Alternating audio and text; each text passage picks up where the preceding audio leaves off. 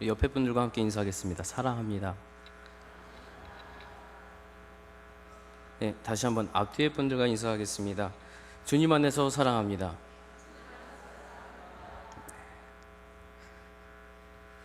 하나님 아버지와 주 예수 그리스도의 은혜와 평화가 이곳에 있는 우리 모두에게 임하기를 바랍니다. 오늘도 그리스도 예수 안에서 받은 하나님의 은혜를 생각하고 감사하는 은혜가 있기를 바랍니다. 우리는 그리스도 안에 살면서 모든 면에서 풍족하게 살고 있습니다. 물론 아니라고 말할 수도 있겠지만요. 또한 제자 훈련과 성경 묵상 여러 가지 훈련들을 통해서 우리의 신앙이 점점 더 깊어져 가고 있습니다. 우리는 하나님께 예배하며 삶의 어려움 속에서 쉽게 좌절하거나 낙담하지 않고 예수 그리스도의 다시 오심을 소망하고 있음을 믿습니다. 성령께서 우리를 끝까지 굳게 세워주셔서 다시 오실 그날에 책망할 것이 없는 자로 설 수 있게 하실 것을 믿습니다. 그렇게 우리를 부르셔서 예수 그리스도를 믿게 하신 십자가의 도를 미련한 것이라고 여기지 않고 하나님의 능력으로 여기며 구원하신 그 하나님이 신실하신 분이심을 믿습니다. 사랑하는 성도 여러분, 우리 모두가 같은 마음과 같은 생각으로 오직 하나님만을 바라보며 화목하기를 원합니다. 이것이 오늘 바울이 고린도전서 1장 1절에서 10절까지 고린도 교인들을 향해서 쓴 편지의 서두입니다. 고린도 교회에 문제가 있었습니다. 분열, 성도독, 소송, 결혼 및 이혼, 부부 사이의 성생활, 우상 제물의 음식, 성만찬 오용, 은사주자들의 은사 활용, 방언 오용, 예배 생활, 죽은 자들의 부활, 종말에 대한 문제였습니다. 그가 복음을 전했던 자들, 신앙을 세워주었던 자들이 편지로서 사도 바울에게 우리에게 문제가 있습니다 라고 이야기해서 이 사도 바울은 고린도 교인들에 대한 그 문제들을 속속들이 알고 지금 편지를 쓰게 된 것입니다. 이러한 문제는 지금 이 시대를 살아가는 우리 그리스도인의 삶에 굉장히 밀접하고 별반 다르지 않습니다. 목회자들이, 중직자들이 교회의 재산을 가지고 혹은 자신들의 견해를 가지고 다투어 교회가 갈라지는 분열을 우리의 주변에서 볼 수 있습니다. 또한 얼마 전 라이즈 업 코리아의 대표가 성문제로 인해서 넘어졌습니다.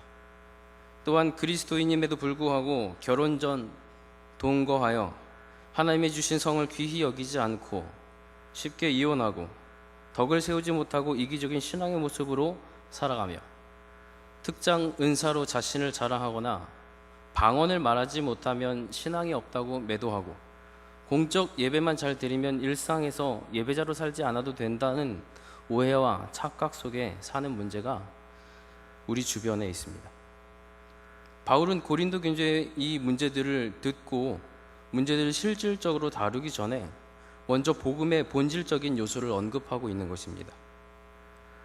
제가 여러분에게 전한 복음을 믿고 같은 하나님을 바라보는 신앙의 삶 속에서 삶의 예배자로 잘 선 것이 감사합니다. 그런데 소식을 들어보니 교회 안에 여러 가지 문제들이 있더군요. 그 문제들을 해결하기 위해서 대뜸 잘못을 지적한 것이 아니라 같은 하나님을 바라보고 열심히 신앙생활 해주어서 고맙다고 이야기합니다. 그리고 바울이 교인들과 함께 믿는 한 하나님 안에서 이야기하고 있는 것입니다. 또한 이미 그리스도 예수 안에서 거룩하여지고 성도라 부르심을 입은 고린도의 교인들에게 십자가에 달리심으로 구원을 이루신 예수 그리스도와 부활하셔서 장차 재림하실 예수 그리스도에 대해 분명하게 인식시키고 있습니다. 다시 말하면 구원의 일은 구원을 받은 성도들의 정체성을 이해시키고 예수 그리스도의 십자가 사건이 그 성도들에게 무엇을 의미하는지를 밝혔다는 것입니다. 예수 그리스도의 존재와 존재 이유가 성도들에게 일어난 그 문제들을 푸는 열쇠라는 것을 말씀하고 있는 것입니다. 결론부터 말하면 이러한 문제들을 해결하는 열쇠는 2장 16절에 말씀합니다. 우리가 그리스도의 마음을 가졌느니라. 그리스도의 마음을 가진 자를 무엇이라고 부를까요? 그리스도인입니다. 따라해 주시겠습니까? 우리는 그리스도입니다.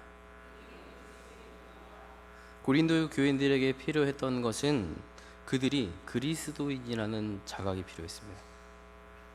그리스도의 마음에 대해서 진지하게 생각했다면, 그들이 진정 자신들을 구원하신 예수 그리스도를 이해했다면, 사람의 입장이 아닌 하나님의 입장에서 생각했다면 과연 고린도 안에 그러한 문제들이 나왔을까라는 것이죠. 사도 바울이 그들에게 전했던 것은 훌륭한 말도 아니고 지혜로운 말도 아니었습니다. 오직 예수 그리스도와 그가 십자가에 못 박히신 것만을 전했습니다.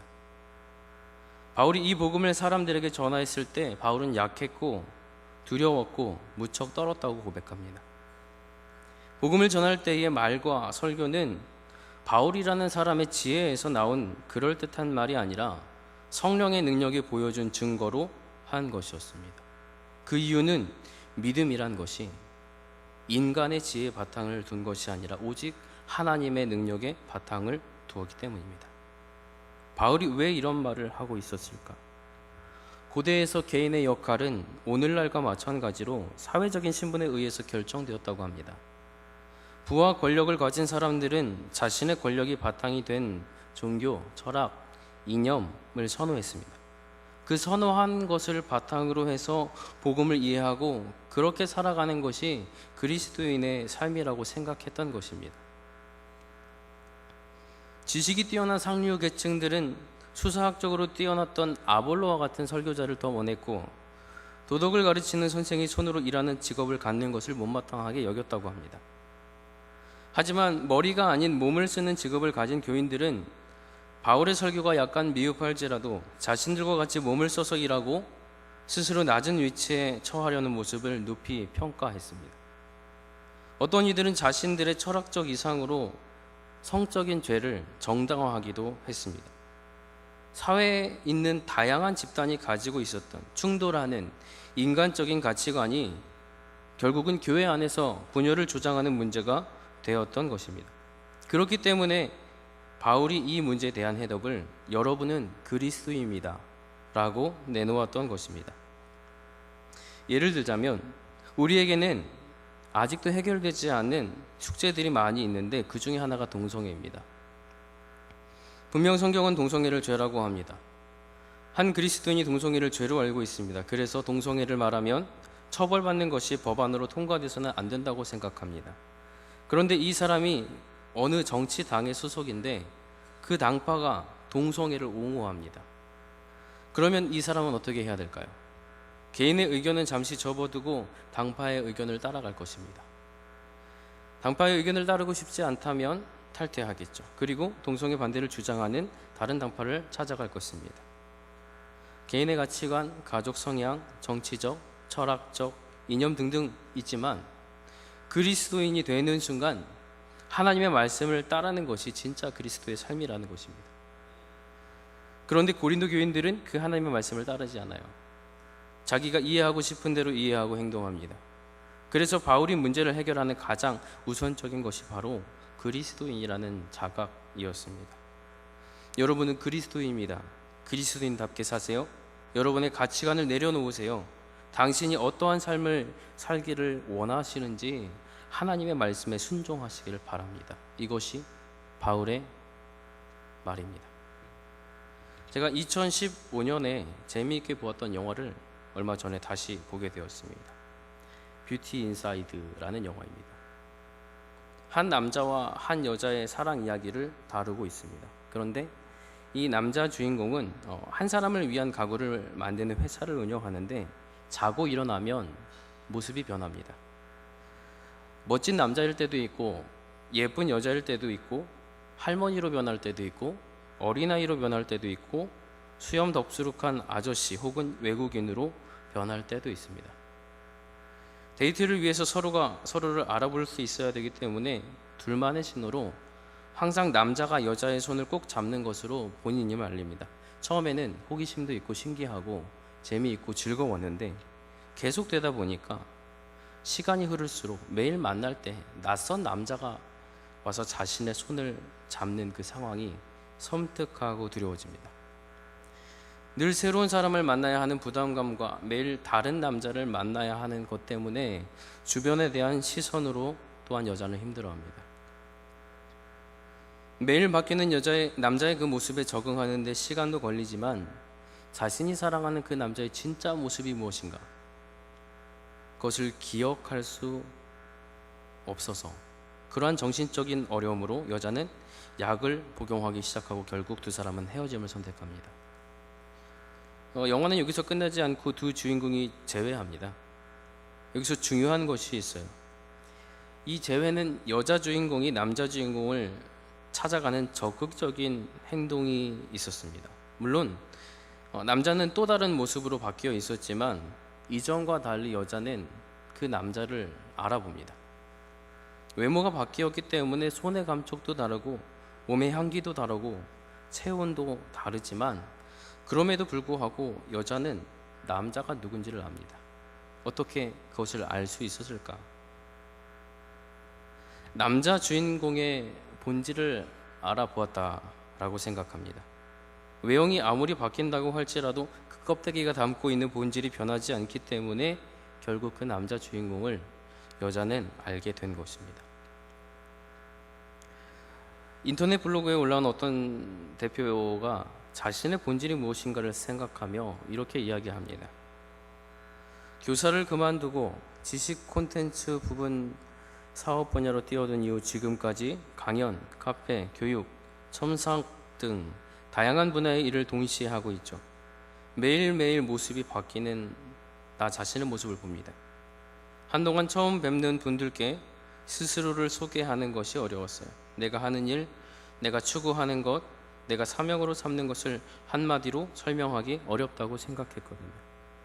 학교에 이런저런 콘텐츠로 특강도 나가고 복합 문화 공간으로 커가고 있는 매장도 운영하고 인문학 교육 프로그램도 진행하고 취업 관련해서 자소서 컨설팅과 첨삭 업무도 하고 그 외에도 하고 있는 것들이 많아요. 그런데 이것을 어떻게 한마디로 표현하나 생각했던 것이죠. 저의 본질은 누군가를 가르치는 사람입니다. 대상이, 도구가, 내용이 무엇이 되었든 저의 본질은 가르친다는 것입니다. 누군가에게 유용한 가르침을 준다는 것을 빼면 제가 하는 어떤 일도 설명이 안 되더라고요. 저는 선생입니다. 누군가에게 도움이 되고 삶의 모범이 되고 가르침을 줄 수 있는 저는 선생입니다. 비록 지금은 학교를 떠나 있지만 누군가를 가르친다는 점은 변함이 없습니다. 모습도 바뀌고 가르치는 내용이 바뀌더라도 저는 선생입니다. 뱀이 허물을 아무리 벗어도 뱀이고 개구리가 모습을 바꾸며 살아가도 개구리듯 나비가 애벌레 번데기를 거쳐 껍질을 벗더라도 나비이듯 제 삶 역시 어떠한 모습을 하고 있어도 저는 선생입니다. 오늘 본문으로 돌아와서 다시 16절 말씀입니다. 누가 주의 마음을 알아서 주를 가르치겠느냐? 그러나 우리가 그리스도의 마음을 가졌느니라. 우리는 그리스도인입니다. 그리스도의 마음을 가졌기에 주의 마음을 알 수가 있습니다. 복음을 이해할 수 있습니다. 우리가 가지고 있던 이전의 세상 지식들로는 이 복음을 이해할 수 없습니다. 하나님이 주신 믿음에 반응하여 그리스도의 마음을 가졌기 때문에 그것으로 우리는 하나님의 은혜, 복음을 이해하고 살아내야 됩니다. 그리스도인으로 사는 것은 예수 그리스도와 그의 십자가에 못 박히신 것을 그대로 받아들이고 사는 삶입니다. 감사함으로 드리는 삶입니다. 우리가 소중히 여기던 가치를 내려놓고 그리스도만을 자랑하는 삶입니다. 그리스도의 이름 뒤에 우리를 감추는 삶입니다. 자기 십자가를 지고 그리스도의 뒤를 따라가는 삶입니다. 우리가 속한 가정, 직장, 교회, 여름의 피서지, 남양주, 구리, 서울의 어느 길가에서도 우리는 모습이 바뀌고 하는 일이 바뀌어도 우리의 본질은 그리스도의 마음을 가진 자, 그리스도인입니다. 어디에 있든 무엇을 하든 누군가로 하여금 교회에 다니는 분 같았어요. 개독 같아라는 말이 아니라 교회 다녔어요? 라는 말이 아닌 당신을 보니까 하나님을 믿고 싶어요 라는 그리스도인이라 칭함받을 수 있는, 어딜 가나 하나님의 이름을 드러내며 교회 공동체의 화목을 이루며 세상 가운데 영향력 있는 진짜 그리스도인이 되기를 간절히 바랍니다. 사랑하는 성도님들, 우리가 어디에 있든지 그리스도인임을 잊지 않기를 바랍니다. 그리스도인으로 사는 것은 예수 그리스도와 그의 십자가에 못 박히신 것 외에는 아무것도 알지 아니하기로 작정하는 것입니다. 다른 어떠한 것이 아니라 예수 그리스도와 그의 십자가를 통해서 우리가 구원받은 것, 그 감사함으로 살아가는 것, 그것이 그리스도인의 삶입니다. 세상 지혜로 복음을 이해하려 하고 예수님을 알기로 하고 하나님을 판단하거나 이해하려 하지 마십시오. 절대 이해할 수 없습니다. 그렇게 사는 것은 고린도 교인들이 문제된 모습들로만 나타날 뿐입니다. 오직 그리스도와 그의 십자가에 못 박히신 것, 그것을 통해 바라보고 그것을 통해서 우리의 삶을 살아내는 삶이 되기를 간절히 바랍니다. 따라해 주십시오. 우리는 그리스도입니다. 다시 한번, 하나님이 부르셔서 함께 하신, 하나님이 부르셔서 함께 하신다는 자긍심을 가지고 우리가 다시 한번 하겠습니다. 우리는 그리스도입니다. 우리가 그리스도인이라는 이 사실을 항상 마음에 품고 살기를 원합니다. 고린도 교인들과 같은 문제들이 우리의 삶에 있다면 회개하며 돌이키고, 우리 주변에 있다면 그들을 위해서 기도하며 나아갈 때 진정 하나님의 기쁨이 되는 그리스도의 마음을 품은 자로 사는 은혜가 있게 되기를 간절히 바랍니다. 기도하겠습니다.